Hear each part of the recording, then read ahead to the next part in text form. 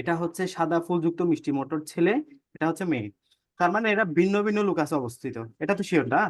এই যে capital A, capital B, এরা কিন্তু ভিন্ন ভিন্ন লুকাসে অবস্থিত, ভিন্ন ভিন্ন লুকাসে অবস্থিত, এবং এরা পরবর্তী জেনারেশনে F2 জনুতে এরা কিন্তু একই সাথে চলে আসছে। দেখো এখন পাশাপাশি চলে আসছে, কিন্তু এই যে পাশাপাশি চলে আসছে, পাশাপাশি চলে আসছে। তাহলে কি হলো? ভিন্ন ভিন্ন লুকাসে অবস্থিত দুটো প্রকট জিনের উপস্থিতির কারণে যদি জীবের একটি চারিত্রিক বৈশিষ্ট্য প্রকাশ পায়, মানে দেখো এরা যখন আলাদা আলাদা জায়গা ছিল, এ, তারপর হচ্ছে তোমার এই যে বি, এরা যখন আলাদা আলাদা জায়গা ছিল, তখন এই যে এই জায়গাটাতে দেখো, যখন আলাদা আলাদা জায়গা ছিল তখন এদের বর্ণ ছিল সাদা, বর্ণ ছিল কেমন? সাদা। বাট যখন এরা একই দুটা আলাদা লুকাসে অবস্থিত প্রকট জিন যখন একসাথে হয়ে গেল, এই যে দেখো এখানে এ বি যখন একসাথে হয়ে গেল, প্রকট জিন দুটা সবগুলো বেগুনি ফুলযুক্ত মিষ্টি মটর পাইছি আমরা। তাহলে সবগুলা কিন্তু বেগুনি ফুলযুক্ত মিষ্টি মটর। তাহলে আলাদা লুকাস থেকে ভিন্ন ভিন্ন প্রকট জিনের উপস্থিতির কারণে যদি আলাদা একটা বৈশিষ্ট্য প্রকাশ পায়, সেটাই হচ্ছে আমাদের সহপ্রকটতা। বুঝছো? সহ মানে একসাথে হয়ে গেছে, একসাথে হয়ে গেছে বিষয়টা, সহ একসাথে। তাহলে এটা হচ্ছে বেগুনি যেহেতু। তাহলে যেখানেই ছোট হাতের এ পাবা বা ছোট হাতের বি পাবা, সরি সরি, যেখানেই বড় হাতের এ এবং বড় হাতের বি একসাথে পাবা সেটাই বেগুনি। যেখানে বড় হাতের বি বড় হাতের এ একসাথে পাবা সেটাই বেগুনি। এটাও বেগুনি, এটাও বেগুনি, এটা বেগুনি, এটা। এখানে বড় হাতের এ আছে বাট বড় হাতের বি কি আছে? না। তার মানে এটা সাদা।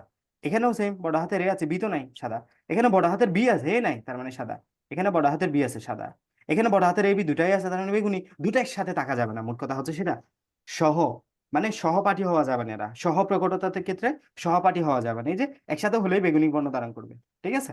এভাবে আমাদের সাদা পাচ্ছিলাম 60টা, টোটাল সাদা পাচ্ছি কয়টা? 60টা। সাদা পাচ্ছি কয়টা? 60টা। বাকি সবগুলাই বেগুনি। এভাবে আমাদের 9টা বেগুনি টোটাল, এবং 60টা সাদা ফুল পাচ্ছি। এবং আমাদের আগের যে অনুপাত 9:3:3:1 থেকে হয়ে গেছে, এটা 9:7। বুঝে গেছে? জি। সহজ। এটা হচ্ছে আমাদের সহপ্রকটতা পরিপূরক জিন। ওকে, বুঝতে পারছো কিনা? একদম। জি। আচ্ছা, এরপর আসে এপিস্টেসিস, আরেকটা সবচেয়ে গুরুত্বপূর্ণ এবং আমাদের সবচেয়ে যেটা বেশি লাগবে পরীক্ষায়, সবচেয়ে যেটা বেশি আসবে সেটা হচ্ছে এপিস্টেসিস। ঠিক আছে? ভালোভাবে বুঝে নিও। তাহলে দেখো কিছু কিছু ক্ষেত্রে দুইটা পৃথক জীব, পৃথক জিন জীবের একটি বৈশিষ্ট্য প্রকাশে অংশগ্রহণ করে, এবং এদের একটি জিন অপর জিনের প্রকাশকে বাধা দেয়। ঠিক আছে? কি করে? একটা প্রকট জিন অন্য একটা প্রকট জিনের বৈশিষ্ট্য প্রকাশে বাধা দিবে। মনে করো এখানে একটা প্রকট জিন হচ্ছে বড় হাতের এ, এদিকে একটা প্রকট জিন হচ্ছে বড় হাতের বি। স্বাভাবিকভাবে এটা সাদা হয়। বাট যখনই এ বি একসাথে চলে আসছে, তখন এ বি এর বৈশিষ্ট্য প্রকাশে জাস্ট বাধা দিবে, এর বৈশিষ্ট্য প্রকাশে জাস্ট বাধা দিবে। ওই যে বাধা দেওয়ার যে প্রকটতা, ওটা হচ্ছে এপিস্টেসিস। বাধা দেওয়ার যে প্রবণতা, এটা হচ্ছে এপিস্টেসিস। তাহলে দেখো এখানে একটি জিন অন্য একটি নন অ্যালিলিক জিনের কার্যকারিতা প্রকাশে বাধা দেয়। দেখো দেখো এরা কিন্তু অ্যালিল হবে না। অ্যালিল মানে হচ্ছে এরা, এই যে মনে করো এ এ আছে এবং বি বি আছে, এরা কিন্তু এই যে এ, বি, বি, ছোট হাতের ছোট হাতের, তাহলে এরা কিন্তু অ্যালিল হবে না। মানে এমন না যে এই ছোট হাতের বি বড় হাতের একে বাধা দিবে, মানে এরা নিজেদের মধ্যে ভাই, এলিল মানে কি ভাইয়ের মতো, একই অপরকে বাধা দিবে না। অন্য জায়গার অন্য লুকাসে অবস্থিত একটা জিনিসে এই জিনকে বাধা দিবে। মানে নন অ্যালিলিক জিন, এরা কি হবে? নন অ্যালিলিক জিন, মানে অন্য লুকাসে অবস্থিত একটা জিন এখানে এসে বাধা দিবে। ঠিক আছে? নন অ্যালিলিক হবে বিষয়টা। তাহলে একটি জিন যখন অন্য একটি নন অ্যালিলিক জিনের কার্যকারিতা প্রকাশে বাধা দেয়, তখন তাকে বলা হচ্ছে এপিস্টেসিস। যে জিনটা অপর জিনের বৈশিষ্ট্য বাধা দেয় সেটা হচ্ছে এপিস্টেটিক জিন। মনে রাখো, যে জিনটা বাধা দেয়, যে জিনটা বাধা দেয় সেটা হচ্ছে এপিস্ট্যাটিক। প্রচুর আসে এই কোশ্চেনটা এমসিকিউতে, সিকিউতে, ক নাম্বারে। তাহলে দেখো যে জিনটা বাধা দেয় সেটা হচ্ছে এপিস্ট্যাটিক। এখানে এপিস্ট্যাটিক কে বলো? এবং বি এর মাঝে কি? বি। বি জিন, কারণ বি বি বাধা দিচ্ছে। আর যে জিনটা বাধা পায় সেটা হচ্ছে হাইপোস্ট্যাটিক জিন। যে জিনটা বাধা পায় সেটা হচ্ছে হাইপোস্ট্যাটিক জিন। মনে রাখবা, হাই পেলো, কি পেলো? ওই যে হাই দিলাম আমি তোমাকে, দিলাম হাই মুনির, তাহলে হাই, হাই তুমি কি পেলা? হাই, ওই যে হাই দিচ্ছি তোমাকে আমি, হাই পেলো। হাই কি পেলো? হাই পেলো। ওই যে হাইপো বাধা পেলো, হাইপো বাধা পেলো, তাহলে কে বাধা পায়? হাইপোস্ট্যাটিক জিন বাধা পায়। এগুলো গুলাই যাবে খুব বেশি।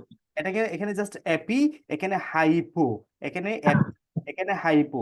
হাই হাই মানে হাই পেলো, আমি তোকে বাধা দিচ্ছি হাই, তাহলে তুমি পেলা হাই।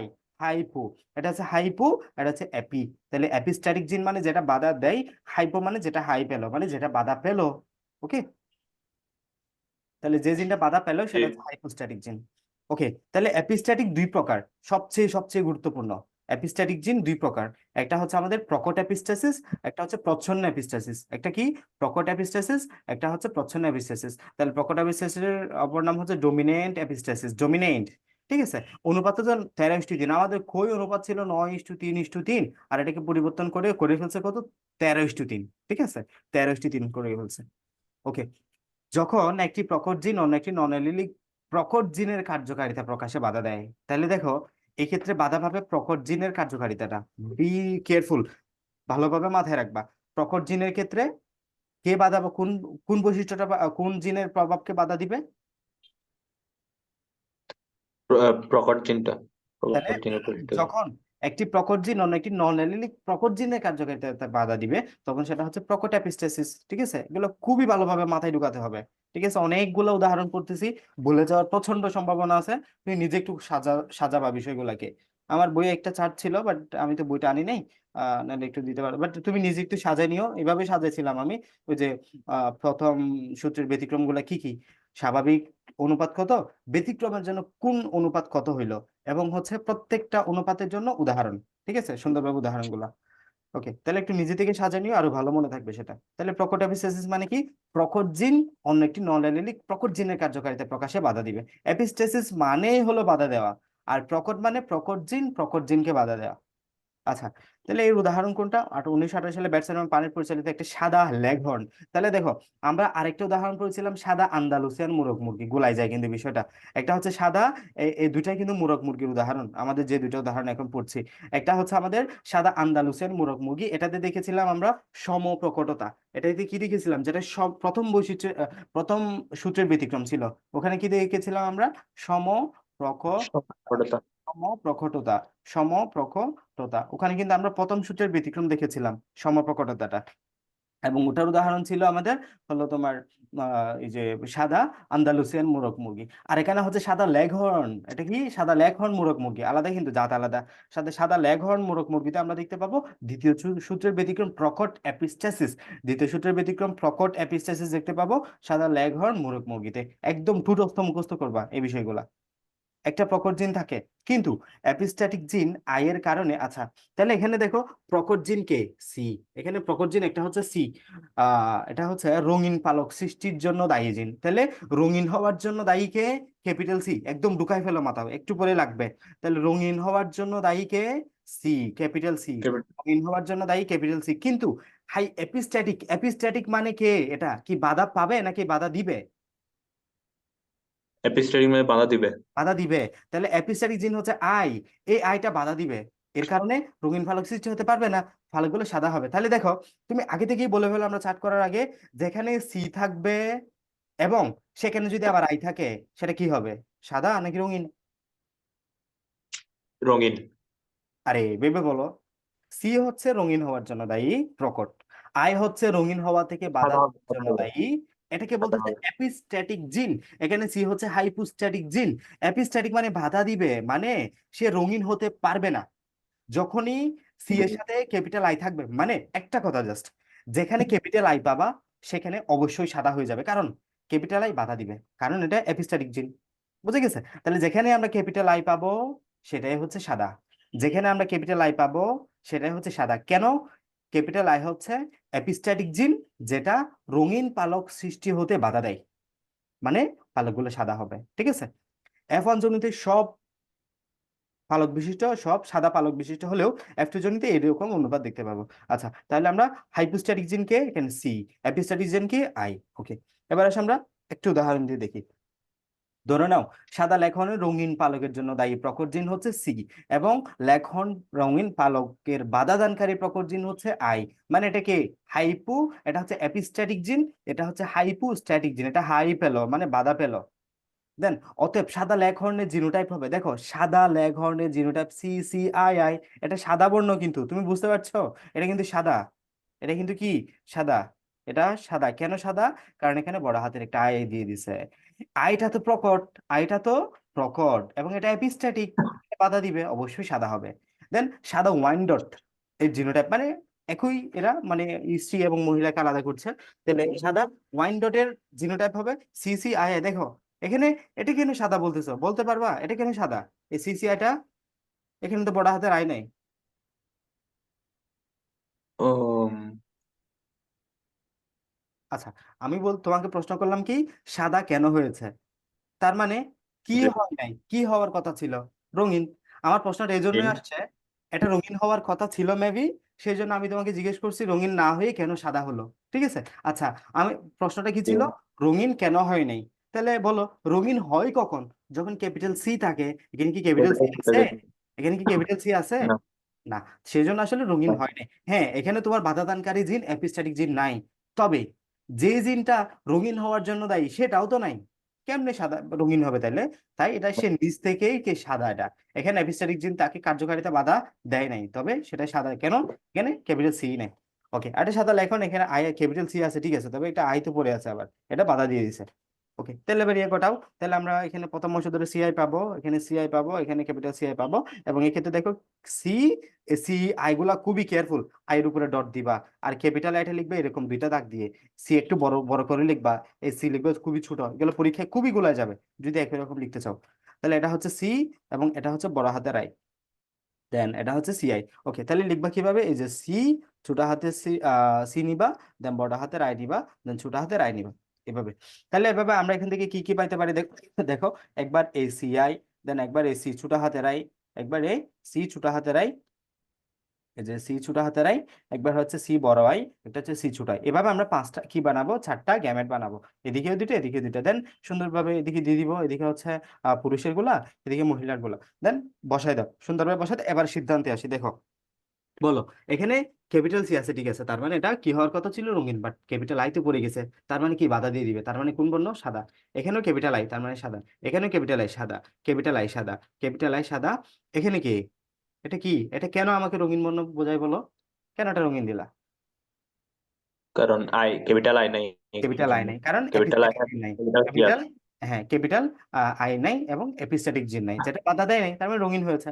এটা আমাদের সাদা কেন, ক্যাপিটাল আই আছে এবং ক্যাপিটাল সি আছে। ওকে, ক্যাপিটাল সি থাকলেই তো আসলে রঙিন হতো, বাট ক্যাপিটাল আই এর জন্য হইতে পারে নাই। এখানে আই নাই, তাই সাদা। এখানে দেখো হয় নাই, হয় না, হয় না, হয় না, হয় নাই। আর এটা কেন রঙিন? ক্যাপিটাল সি আছে এবং ক্যাপিটাল সি ক্যাপিটাল আই আছে, নাই।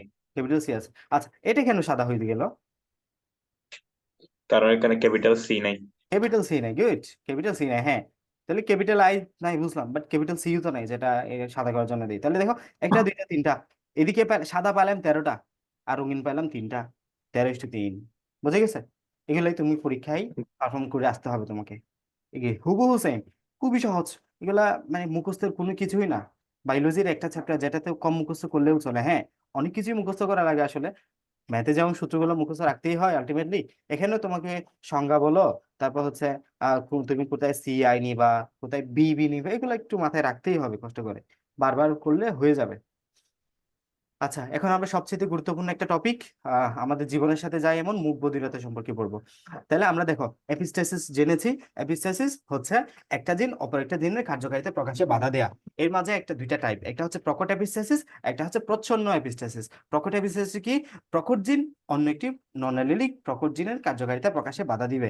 তো আমরা আবার আবার পড়ছে হলো দ্বৈত প্রচ্ছন্ন এপিস্টেসিস। তাহলে দ্বৈত প্রচ্ছন্ন এপিস্টেসিস বিষয়টা কি? এই ক্ষেত্রে হচ্ছে, বলো, একটি প্রকট অ্যালিলকে নির্দিষ্ট প্রকাশে বাধা দেয়। তাহলে দেখো, প্রচ্ছন্ন অ্যালিল, তাহলে দেখো দুইটা প্রচ্ছন্ন অ্যালিল, বি কেয়ারফুল, প্রচ্ছন্ন অ্যালিল কিন্তু কয়টা, দুটা। দুইটা প্রচ্ছন্ন অ্যালিল যখন প্রকট জিনের কার্যকারিতা প্রকাশে বাধা দেয়, তখন তাকে বলা হচ্ছে দ্বৈত প্রচ্ছন্ন এপিস্টেসিস। বুঝে গেছে? বুঝতে পারছো বিষয়টা? জি। হ্যাঁ। এখন মনে রাখো, আগে কিন্তু দুই আছে, দুটা প্রচ্ছন্ন অ্যালিল, দুটা হতে হবে অ্যালিল। তাহলে দেখো, মানে আগে তো বড় হাতের অক্ষর দেখলেই, বড় হাতের আই দেখলে আমরা একে বানাই দিতাম সাদা, বাট এই ক্ষেত্রে ছোট হাতেরটা কাজ করবে ভালোই, তবে দুটা থাকতে হবে, তবে দুটা থাকতে হবে। ঠিক আছে? তাহলে দ্বৈত প্রচ্ছন্ন বিশেষ মানে দুইটা প্রচ্ছন্ন অ্যালিল এর সাথে বড় কেউ থাকলেও তাকে সে বহিষ্ঠ প্রকাশে বাধা দিয়ে দিবে।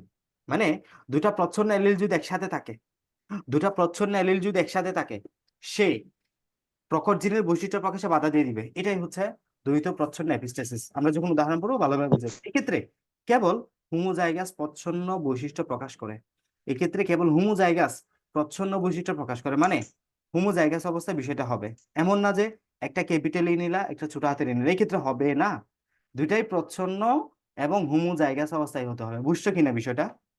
মানে যখন ছোট হাতের অক্ষর দুটো একই সাথে থাকবে এপিস্ট্যাটিক, তখনই এরা কাজ করতে পারবে। এটাই।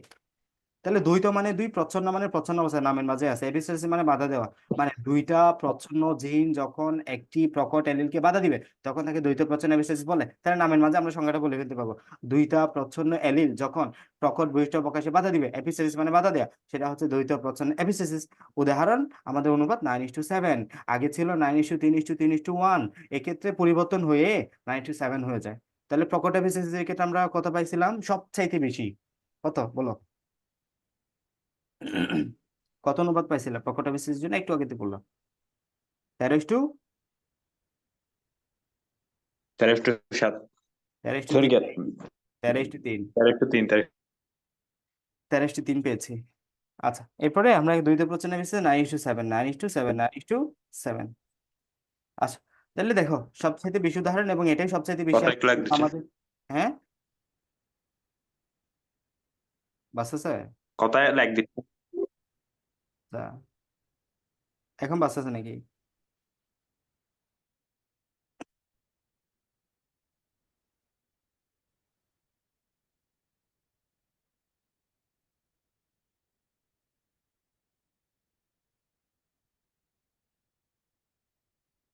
উনি বাস আছে এখন?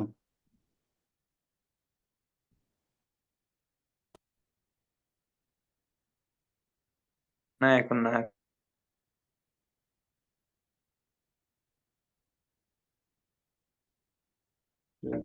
এখন বাঁচতাম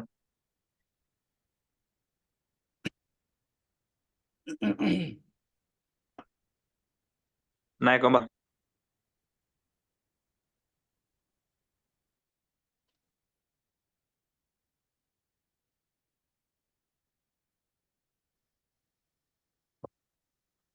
আচ্ছা, তাহলে দেখো আহ আমাদের দ্বৈত প্রচ্ছন্ন বিশেষের একটা বড় উদাহরণ হচ্ছে মানুষের মুখ বধিরতা। তাহলে এটাই সেজন্য সবচেয়ে বেশি আসে। মানুষের জন্মগত মুখ বধিরতা। মুখ বধিরতা মানে বুঝো তো? জি, কি বলো, মুখ বধিরতা মানে কি? মানে কথা বলতে পারে না। তারপর কথা বলতে না পারলে মুখ বধিরতা? আচ্ছা বলো, মানুষ কথা কখন বলতে পারে মনে করো? আচ্ছা, তুমি কথা কিভাবে শিখছো ছোটকালে? নিশ্চয়ই তুমি আগে শুনছিলা। মনে করো তুমি মা, জি, মা ডাকা শুরু করছো, ফার্স্টে বাবা ডাকা শুরু করছো। তো মা ডাকা কখন শুরু করলা? নিশ্চয়ই আগে তুমি যখন মা ডাকটা শব্দ, মা শব্দটা শুনতে পাচ্ছিলা, মানে নিশ্চয়ই আগে মা ডাকটা শুনছিলা। এই যে এনাকে আমার মা ডাকে সবাই, বা তোমার আম্মু তোমাকে এভাবে ডাকতো, বা তোমার আব্বু তোমাকে এভাবে ডাকতো, আব্বু আসো, এভাবে ডাকতো, আব্বু আসো। তো তোমার আব্বু তোমাকে আব্বু ডাকতো, ওই আব্বু ডাকটা তুমি শুনছো, ওই ডাকটা শুনে তুমি তোমার আব্বুকে আব্বু নাম বলে ডাকতা। এই তো বিষয়টা তেমন, তাই না? ওই যে মেয়েদেরকে আম্মু বলে না, আম্মু এদিকে আসো, কেন বলে আসলে? ওই আম্মু ডাকটা যাতে তার কানে যায়, সে যাতে পরবর্তীতে ওই মানুষটাকে আম্মু ডাকে। মানে কথা বলার প্রথম শর্ত, তোমাকে আগে ওই কথাটা শুনতে হবে। তাহলে দেখো, বধিরতা মানে হচ্ছে শুনতে না পাওয়া। বধিরতা মানে কথা বোঝা যায়, শুনতে না পাওয়া। শুনতে না পাওয়া। তাহলে মুখ মানে হচ্ছে কথা বলতে না পারা। তুমি যদি জন্ম থেকে কথা শুনতেই না পারো, তুমি কি কথা বলা শিখবা? না, ওইটাই। তাহলে জন্ম থেকেই যখন একটা মানুষ বধির হয়, তখন সে আসলে কথা বলাই শিখে না, মানে সে বোবা হয়। এটা হচ্ছে মুখ বধিরতা। মানে তুমি একসাথে এই যে বধির এবং একসাথে মুখ দুটাই একসাথে হয়, মুখ বধিরতা জন্ম থেকে যেটা আমাদের হয় আর কি। তো এটার উদাহরণ হচ্ছে আমাদের দ্বৈত প্রচ্ছন্ন এপিস্টেসিস। এটার উদাহরণ কি? দ্বৈত প্রচ্ছন্ন এপিস্টেসিস। তাহলে জন্মগত মুখ বধিরতা, হ্যাঁ, জন্ম জন্মগত না হলে তা না, কিন্তু জন্মগত মুখ বধিরতা হচ্ছে দ্বৈত প্রচ্ছন্ন এপিস্টেসিস। ওকে, তাহলে আসো আমরা পড়ি। দুইটা ভিন্ন ভিন্ন লুকাসে অবস্থিত এপিস্ট্যাটিক জিন, প্রচ্ছন্ন জিন এটার জন্য দেয়। দেখো দুইটা ভিন্ন ভিন্ন লুকাসে, দুইটা ভিন্ন ভিন্ন লোক, মানে দুইজন ব্যক্তি থেকে আসবে এটা। দুটা ভিন্ন ভিন্ন লোক আছে অবস্থিত। এপিস্ট্যাটিক জিন, এপিস্ট্যাটিক প্রচ্ছন্ন জিন, জিন দুটা কেমন থাকবে? প্রচ্ছন্ন অবস্থায়। তখনই এরা কাজ করতে পারবে জাস্ট। এই দুইটা জিনের মধ্যে যখন একটা হোমোজাইগাস প্রচ্ছন্ন অবস্থায় থাকে, অন্য একটা প্রকট জিনের বৈশিষ্ট্য প্রকাশে বাধা পায়। মানে যখনই মনে করো একটা এপিস্ট্যাটিক জিন, যখন সে হোমোজাইগাস অবস্থায় চলে আসবে, মানে দুইটাই একসাথে হয়ে যাবে, দ্বৈত হয়ে যাবে, তখন সে অন্য একটা প্রকট জিনের বৈশিষ্ট্য প্রকাশে জাস্ট বাধা দিয়ে দিবে। এটা হচ্ছে দ্বৈত প্রচ্ছন্ন এপিস্টেসিস। তাহলে অর্থাৎ উল্লেখিত দুজোড়া প্রচ্ছন্ন জিনের যে কোনো এক জোড়া থাকলে এবং অন্য জোড়ার প্রকট জিন থাকলেও যে কোনো ব্যক্তি জন্মগত বুকবধিরতা বা ডিফ মিউট হইতে পারে। এক্ষেত্রে প্রচ্ছন্ন জিন জোড় প্রকট জিনের বৈশিষ্ট্য প্রকাশে বাধা দিচ্ছে, মানে প্রচ্ছন্ন জিন প্রকটকে বাধা দেয় দ্বৈত ভাবে যখন থাকে। ওকে, মনে করো দুটা প্রচ্ছন্ন জিন হচ্ছে ডাবল ডি এবং double E, sorry sorry small D এবং স্মল ই। তাহলে দেখো প্রচ্ছন্ন জিন কে কে? আমাদের স্মল ডি এবং স্মল ই দুটাই প্রচ্ছন্ন জিন। ওকে, এক্ষেত্রে আমাদের একজন মানুষের জিনোটাইপ হচ্ছে DDE, capital D small D capital E, এটা হচ্ছে ডিডিই। ওকে, যেটাতে ব্যক্তি মুখ বধির হবে। আচ্ছা বলো, ইনি কি হবে তাহলে? ইনি কি স্বাভাবিক মানুষ হবে নাকি মুখ বধির হবে? আহ, মুখ বধির হবে মনে কেন মুখ বধির? কারণ দুইটা ডি একসাথে আছে, ই এর বৈশিষ্ট্য প্রকাশ করতে পারবে না। হয়। এখানে এটাও মুখ বধির, দুইটা ডি একসাথে আছে, দুইটা ই একসাথে আছে, ক্যাপিটাল ই। তাহলে দেখবো এই জায়গায় ছোট হাতের অক্ষরগুলোর দিকে মাথায় রাখবো আমরা, কারণ এটা দ্বৈত প্রচ্ছন্ন, প্রচ্ছন্ন জিনের উপর আমাদের চোখ থাকবে এই জায়গায়, এই দ্বৈত প্রচ্ছন্ন বিশেষে। তাহলে দেখো দুইটা ডি একসাথে আছে কিনা দেখবো, ছোট হাতের ডি, দুইটা ই একসাথে ছোট হাতের আছে কিনা দেখবো, দেখলেই মুখ বধির।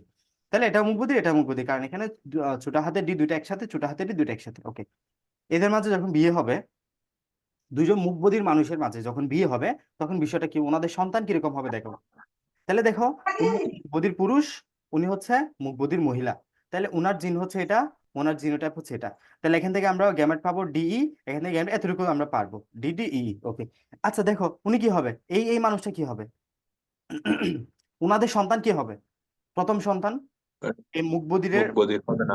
হ্যাঁ, এনাদের চারজন সন্তান হবে টোটাল। চারজনের সন্তান মাঝে দেখো সবাই কিন্তু সুস্থ হবে, সবাই কিন্তু কি হবে? সুস্থ হবে, সবাই সুস্থ হবে একদম। হ্যাঁ, একদম 100% সবাই কি হবে? সুস্থ হবে। এটা বলে দিতেই পারো তুমি। দুজন মুখবধিরের মাঝে যদি বিয়ে হয়, তাহলে 100% ওনাদের সকল সন্তান, সম্ভাব্য সকল সন্তান কিন্তু সুস্থ হবে, এটা বলা যাবে। এই যে দেখো, কারণ আমাদের কোন প্রচ্ছন্ন এই যে প্রচ্ছন্ন এলিল কিন্তু একসাথে হয়ে হয়ে যায় নাই। হ্যাঁ, দুইটা ডি যদি একসাথে হইতো তাহলে হয়তো। এবার আসো, উনাদের ভাই বোনের মাঝে সামহাও যদি বিয়ে হয় বা এমন যদি হয়, একজন মানুষ এভাবে আছে, হ্যাঁ, এরা কিন্তু ক্যারি করতেছে বিষয়টা, এরা একেবারে 100% একদম, হ্যাঁ, এরা কিন্তু 100% বাক শ্রবণ কম, মানে সে শুনতে পাবে, সে বলতে পারবে, এটা ঠিক আছে। তবে সে 100% যে, মনে করো ওই যে তোমার কি বলে, মুখ বধিরতা যে দ্বৈত এপিস্ট্যাটিক জিন, ওটা যে বহন করতেছে না তাই না, তার মাঝে কিন্তু আমাদের এখনো এপিস্ট্যাটিক জিনগুলো রয়ে গেছে। হ্যাঁ, এপিস্ট্যাটিক জিনগুলো রয়ে গেছে, এগুলো তাদের ভবিষ্যৎ প্রজন্মে একটু সমস্যা করবে। আচ্ছা দেখো কি করবে তাহলে, দেখো মনে করো ইনিও বাহক তবে সুস্থ, ইনিও বাহক তবে সুস্থ, এনার মাঝেও জিন আছে, ওই যে এপিস্ট্যাটিক জিন, এনার মাঝে জিন আছে, ওনারা কিন্তু জানেন না বিষয়গুলা, ওনারা কিন্তু জানেন না। উনিও দেখতে পাচ্ছেন, শুনতে পাইছে, উনিও দেখতে পাইছে, শুনতে পাইছে, এনার মাঝে বিয়ে হইলো, ঠিক আছে। কি হচ্ছে তাহলে, দেখো আমরা এই যে ডিই পাবো, ডিই পাবো, ডিই পাবো, এভাবে আমরা চারটা গ্যামেট পাবো। যখন আমরা এই যে চেকার বুট আঁকবো, তাহলে এইভাবে পাবো বিষয়টা। আচ্ছা, এবার দেখো এটা কি স্বাভাবিক মানুষ? কেন স্বাভাবিক মানুষ আমাকে বলো। কারণ এটা এই দুইটা প্রচ্ছন্ন এলিল নাই একত্রে। নাই, গুড, এটাও স্বাভাবিক, এটাও স্বাভাবিক, এটাও স্বাভাবিক, এটাও স্বাভাবিক, বাট এখানে দুইটা একসাথে পড়ে গেছে, তার মানে মুখ বধির। এখানে স্বাভাবিক, এখানে দুইটাই একসাথে পড়ে গেছে, মুখ বধির। এখানে দুইটা ডি একসাথে, মুখ বধির, মুখ বধির, মুখ বধির, মুখ বধির, মুখ বধির। ঠিক আছে, তাহলে দেখো 9:7 মানে, 9:7 মানে উনাদের টোটাল সেকার কয়টা এখানে? একটা, 9 এর সাথে কত হয় রে? 16 না?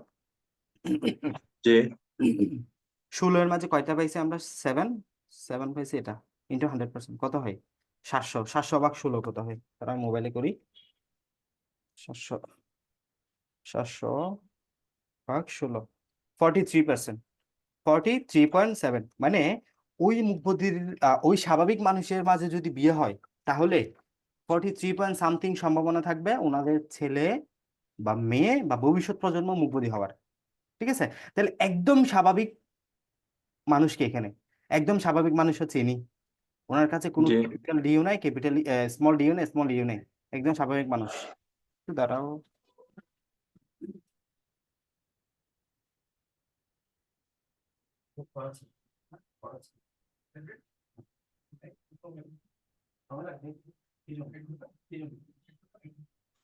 প্রায় আগাচ্ছি হাফ এন আওয়ার। কি বলবো?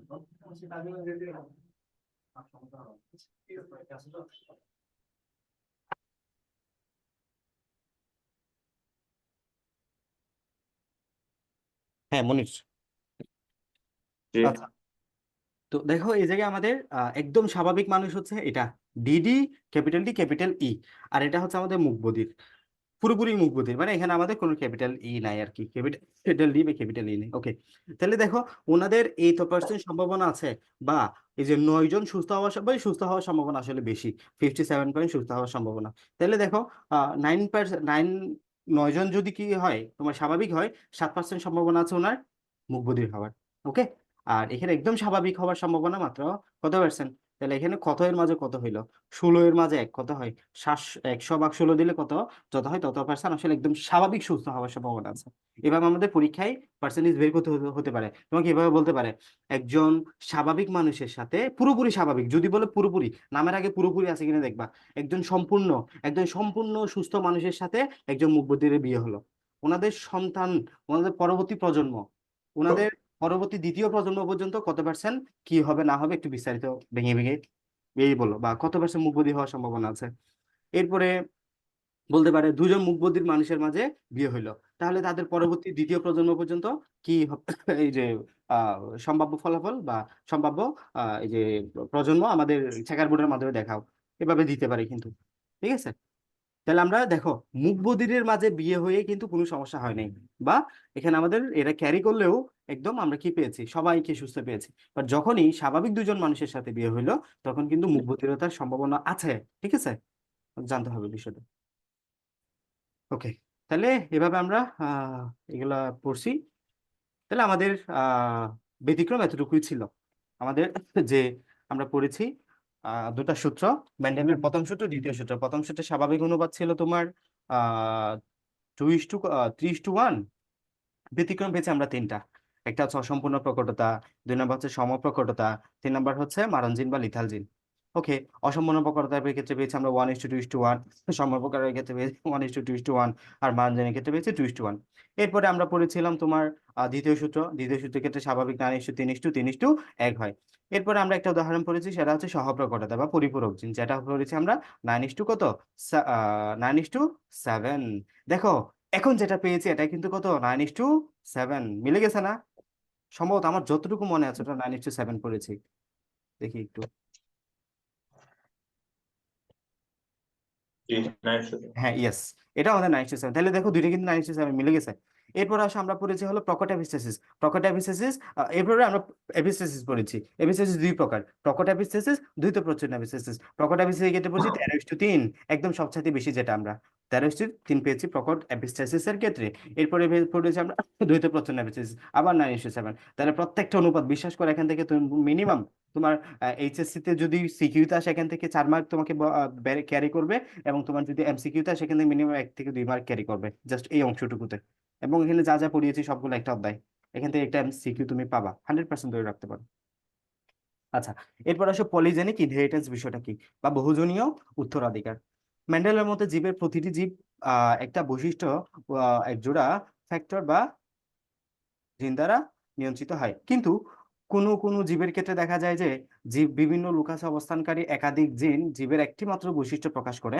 যেমন দেখো, বিভিন্ন লুকাসে অবস্থানকারী একাধিক জিন জীবের একটি মাত্র বৈশিষ্ট্য বহন করে, মানে এমন যে আহ মনে করো এখানে একটা জিন এরা বহন করতেছে, এই ক্রোমোজোমের একটা জিন বহন করতেছে তোমার দেহের গায়ের রং কেমন হবে ওটা, অন্য জায়গার অন্য লুকাসের অন্য একটা জিন ঠিক সেম কাজ করতেছে, মানে ওখানের একটা জিন তাও ওই যে গায়ের রং কি হবে সেটা মানে বৈশিষ্ট্য প্রকাশ করতেছে। তাহলে মানুষের উচ্চতা, গায়ের রং, চোখের রং, ওজন, বুদ্ধিমত্তা, গাভীর দুধ, রঙে ইত্যাদি পরিমাণ। আচ্ছা, বলো মানুষের উচ্চতা কেমন? মানে এটা কি তোমার এমন যে যার উচ্চতা আছে একেবারে নাই? মানে আমি এমন এটা বুঝাইতে চাচ্ছি, উচ্চতা কি কখনো জিরো হয়?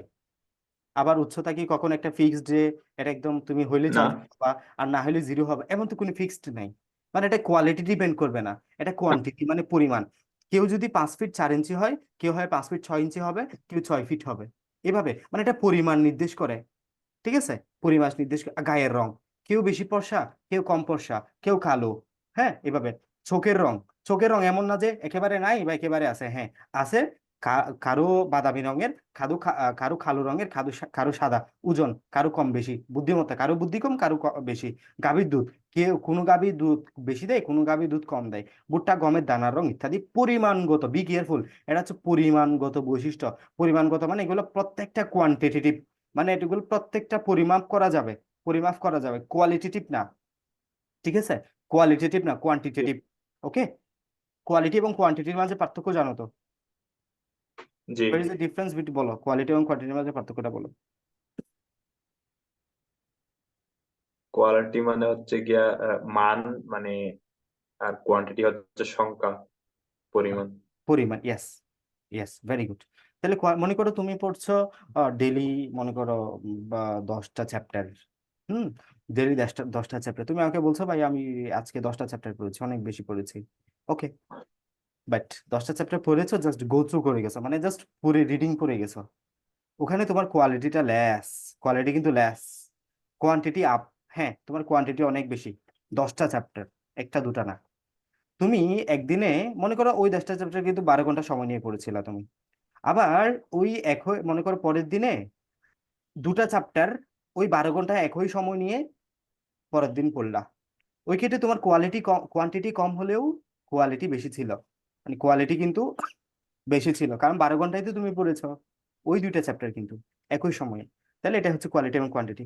ওকে, তাহলে এবার আসো, এটা হচ্ছে আমাদের পরিমাণগত বৈশিষ্ট্য। ভিন্ন ভিন্ন লুকাস অবস্থিত নন রেলিক জিন একটি সম্মিলিত গ্রুপ যখন জীবের পরিমাণগত বৈশিষ্ট্য প্রকাশ করে তাকে বলা হচ্ছে পলিজিন। তাহলে ভিন্ন ভিন্ন লুকাস অবস্থিত বিভিন্ন জিনের গোষ্ঠী বা একই একই বিভিন্ন জিনের যখন আমাদের একটা বৈশিষ্ট্য প্রকাশ করে, যারা ভিন্ন ভিন্ন লুকাস অবস্থিত এরকম একটা পরিমাণগত বৈশিষ্ট্য প্রকাশ করে, তখন সেগুলোকে একত্রে বলা হচ্ছে পলিজিন। অনেকগুলো জিন একসাথে, পলিজিনে নিয়ন্ত্রিত পরিমাণগত বৈশিষ্ট্যের বংশগতিকে পলিজেনিক ইনহেরিটেন্স বলা হয়। এই যে পলিজিনের মাধ্যমে পরিমাণগত বিভিন্ন বৈশিষ্ট্য আমাদের ধারাবাহিক যে চলে, ওটাকে বলা হচ্ছে পলিজেনিক ইনহেরিটেন্স। পলিজিনের প্রভাব ক্রমবর্ধমান এবং বৈশিষ্ট্য মাত্রিক চরিত্র, মাত্রিক চরিত্র। অনেক মানুষের অনেক বংশগতীয় রোগ পলিজেনিক ইনহেরিটেন্সের অস্বাভাবিকতার কারণে আছে, যেমন autism, cancer, diabetes.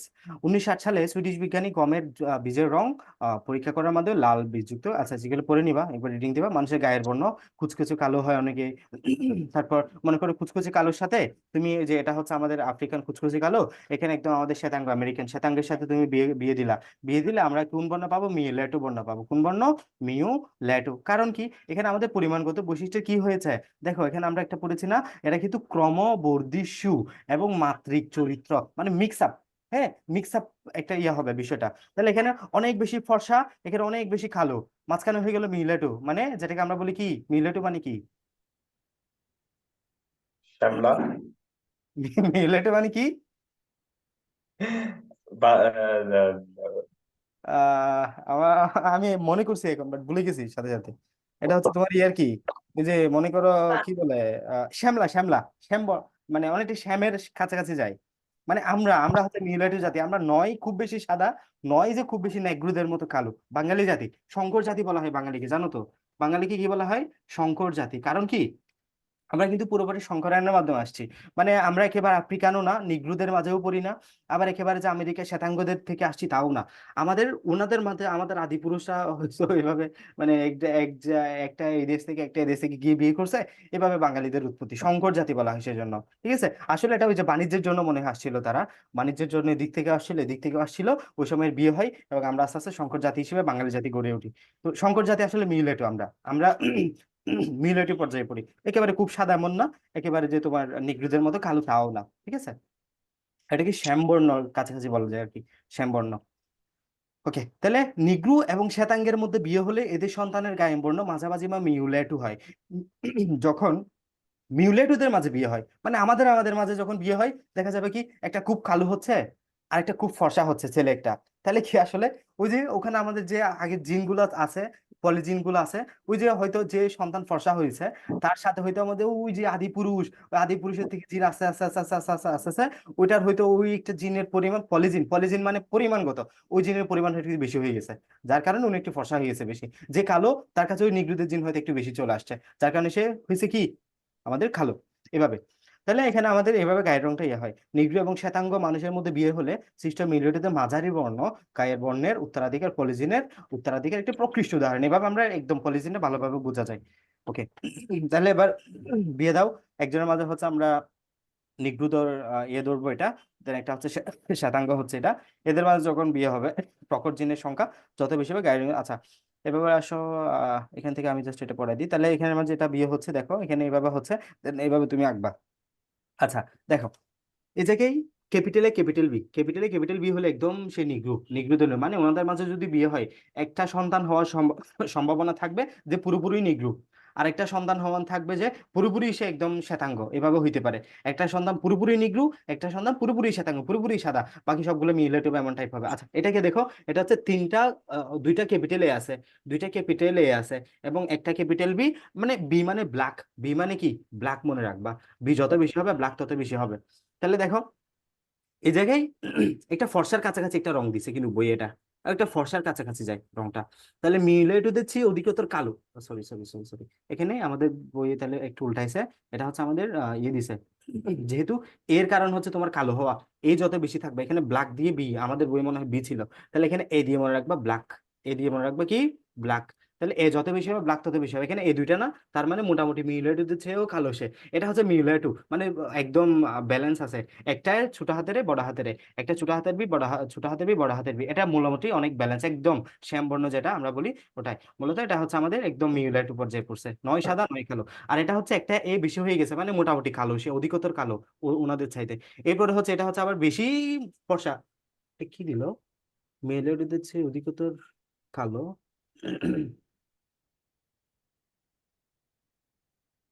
Capital B, capital B, capital B, capital B, গাঢ় বর্ণ এখানে হচ্ছে মিলেটে বর্ণ, মিলেটে দেশে অধিকতর কালো। একটু দাঁড়াও, এখানে কি সমস্যা হয়েছে?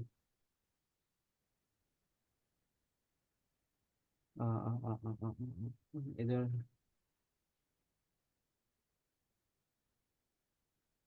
প্রকৃতির সংখ্যা যত বেশি হবে গায়ের রং তত গাঢ় হবে।